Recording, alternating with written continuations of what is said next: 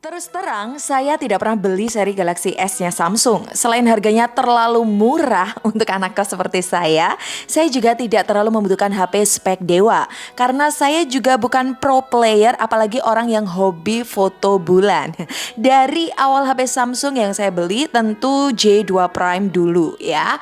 Terus punya duit baru deh kita beli seri Galaxy A3 2016, A5 2016, A7 2016, A3 2017, A7 2017, A6 dan A6 Plus. Terus saya loncat ke seri A50, A52 dan ini dia A54 5G. Seperti apakah kelebihan dan kekurangan dari HP ini di mata user seri A? Ini ceritaku tentang Samsung Galaxy A54 5G. Check it out.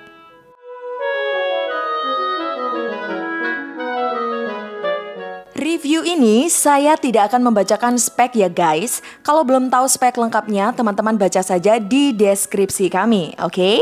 Review ini akan saya coba bagi jadi 3 segmen. 1. Hal apa yang saya tidak suka. 2. Hal apa yang masih bisa saya maklumin. Dan 3. Hal apa yang paling saya sukai dalam pemakaian 5 bulan 4 hari ini bersama Samsung Galaxy A54 5G. Pertama, kita bahas yang tidak saya suka dulu kali ya, yaitu ukuran bodinya, terutama lebarnya yang mencapai 76,7 mm. Ya, ini sepele sih, tapi bagi saya, A54 5G terlalu lebar digenggam oleh tangan saya. Jadi saya kesulitan mengoperasikan pakai satu tangan.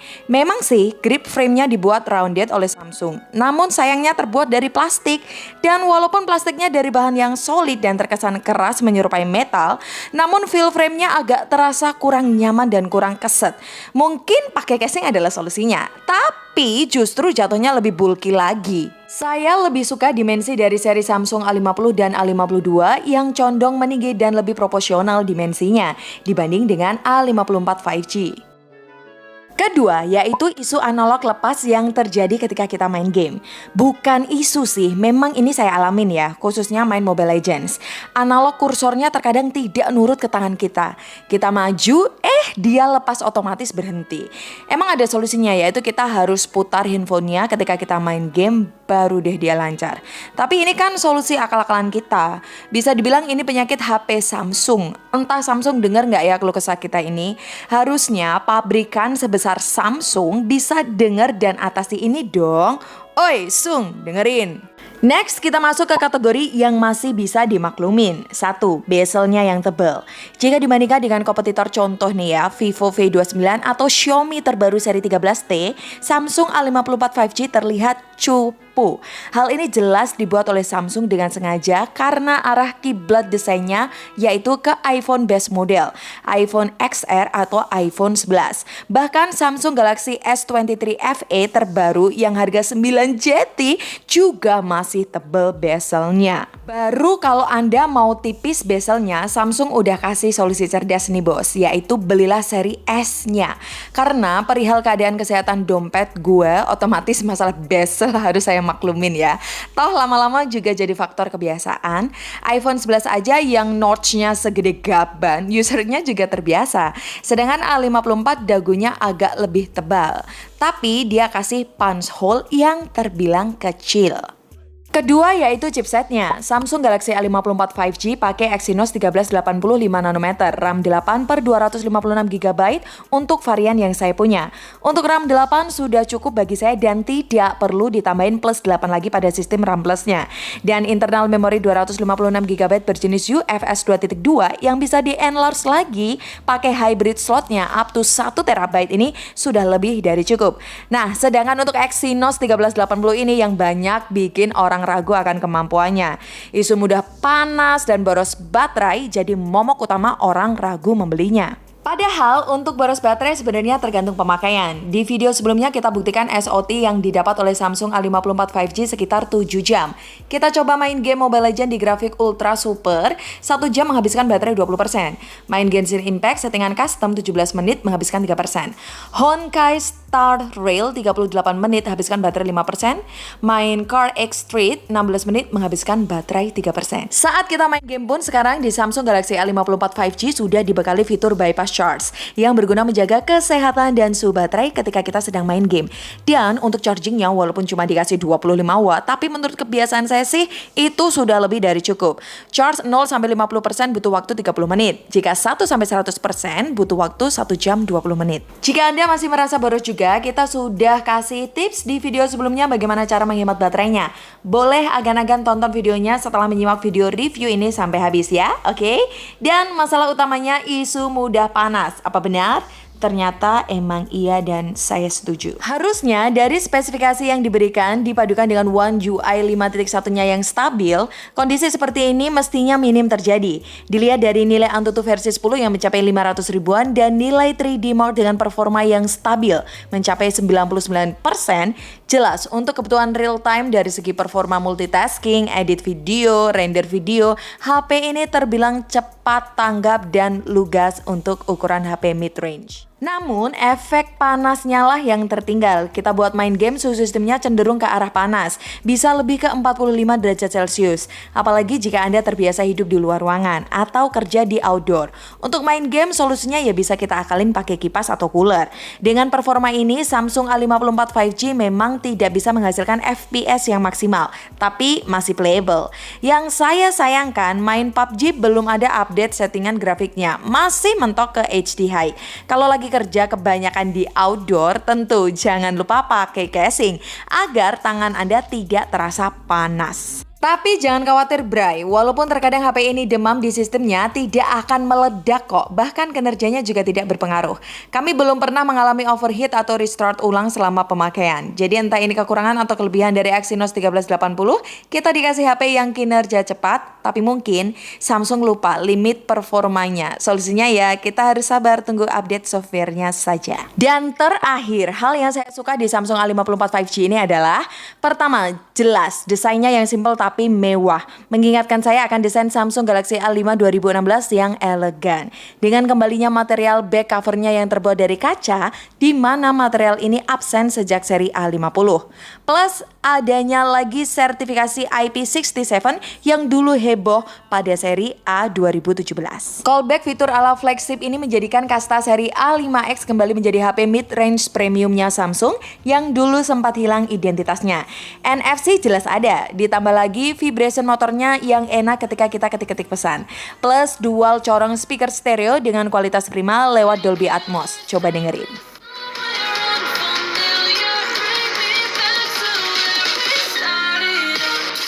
Kedua, untuk kualitas Super AMOLED di layar penampang 6,4 inch-nya. Walaupun sebatas Full HD plus resolusinya, belum 2K juga tidak jadi soal. Toh mata kita juga sangat jarang bisa membedakan apalagi tuningan layar dari Samsung yang menurut subjektif saya paling benar kalibrasi warnanya. Dan jangan dilupakan, HP ini refresh rate-nya juga sudah 120 Hz yang bersifat adaptif. So, baik di indoor maupun di outdoor dengan kecerahan mencapai 1000 nits, membuat saya tidak worry melakukan aktivitas di depan layarnya. Ketiga, kameranya. Di seri A54 ini banyak sekali improvementnya dibanding seri sebelumnya. Apalagi sesudah update software dari Samsung. Dari ketiga kameranya jelas ya, saya suka dua saja. Kalau kamera ketiga 5 megapiksel makro saya anggap sebagai bonus. Kamera utama 50 megapiksel f1.8. Shutter speednya untuk resolusi ini terbilang cepat dan stabil, tidak mudah goyang karena sudah dibekali OIS. Tapi saya lebih sering pakai resolusi 12 megapikselnya saja. Ya, karena selain untuk menghemat memori, hasilnya juga tidak terlalu jauh berbeda.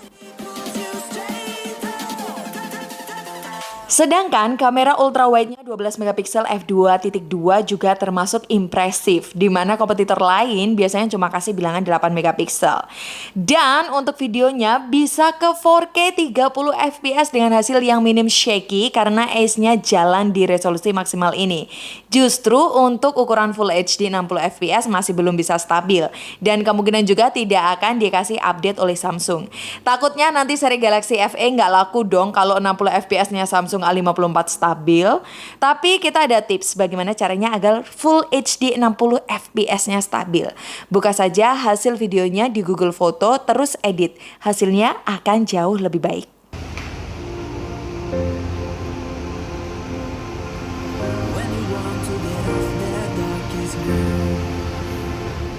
Hasilnya, foto A54 yang pakai sensor Sony IMX766, gambarnya jatuhnya lebih ke arah natural, tidak terlalu sharp dan over saturation menurut saya. Jika kita kurang puas untuk kategori editing, di galerinya Samsung sudah menyiapkan fitur-fitur penunjang fotografi. Misal, kita bisa pakai fitur hilangkan objek yang tidak kita inginkan di foto kita, atau ada juga cara kita kirim gambar dengan trik tekan dan tahan yang bisa dikirim berupa stiker. Yang mana hasilnya bisa kita kirim lewat WA atau lewat fitur Quick Share khas Samsung dengan konektivitas lebih cepat.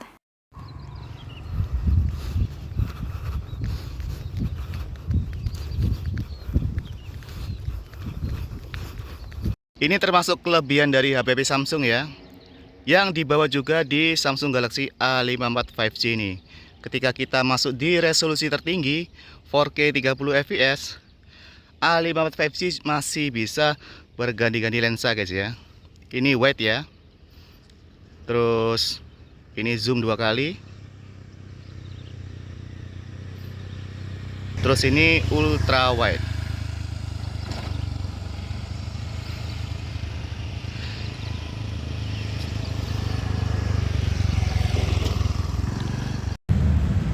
Halo guys, tes video dari Samsung Galaxy A54 5G 4K 30 fps guys. Jadi ini kita bisa switch video belakang,